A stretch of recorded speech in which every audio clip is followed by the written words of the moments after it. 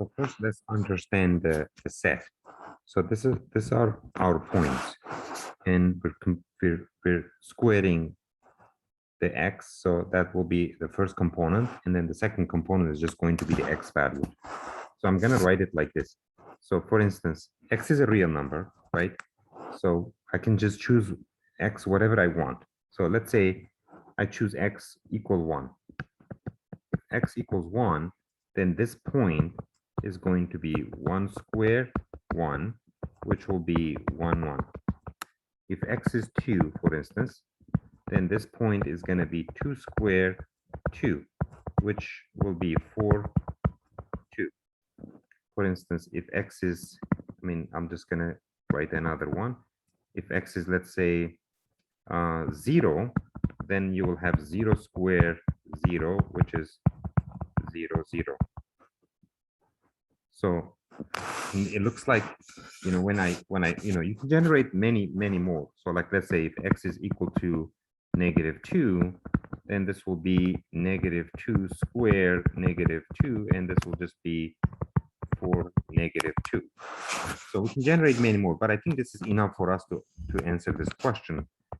So we'll just plot this. So 1, 0, 0 is right here. 1, 1 will be right here, this point. 4, 2, so 3, so 2, 3, 4, 2. So that's just going to be a point right here. And then 4, -2. So 4, -2 is going to be like a point right here. So if I connect all these points, it looks like I will get a graph that looks like this, right? Just keep going that way. Okay, now I can see if this is a function or not. So how do I check this is a function or not? By drawing a vertical line through the graph. And when I do that, I will just look at the intersection with the line. And if there are more than 2 points, more than 1 point, you have 2 points right now. The line intersect graph with the 2 points. So that means this is not a function, right? So this guy is not a function, not a function.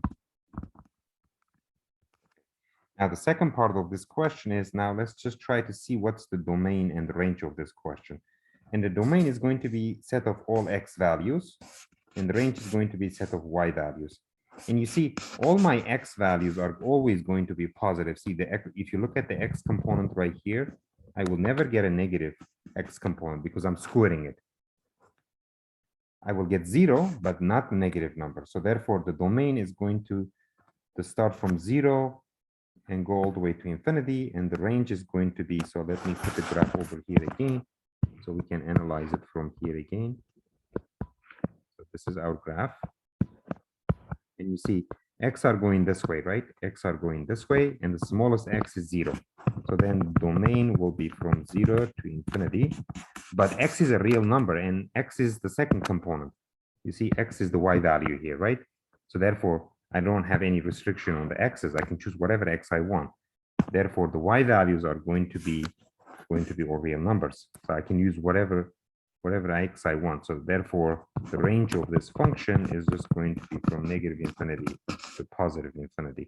And you can tell that from here too. You see, if you look at this piece right here, the y's are going to infinity, right? If you look at this piece right here, y's are going to -infinity. So therefore, you have a range from -infinity to +infinity for all the y values.